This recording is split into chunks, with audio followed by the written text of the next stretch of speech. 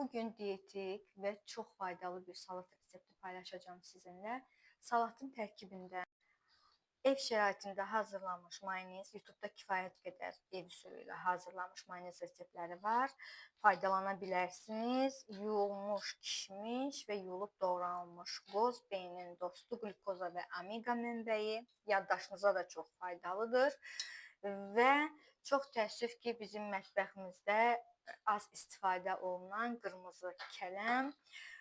Mən əminəm ki, siz qırmızı kələmin faydalarını bilsəniz, öz mətbəxinizdə qırmızı kələmdən daha sıx istifadə edəcəksiniz. Qırmızı kələmin tərkibində ferium, kalium, fosfor, maqnezium və bol kalsi vardır. Vitaminlərdən isə A vitamini, B6 və C vitamini ilə çox zəngindir. Biz gördüyünüz ingredientləri bir-birinə qatırıq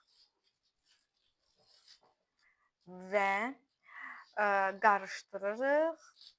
Sonra isə yeyirik, artıq salatımız hazırdır.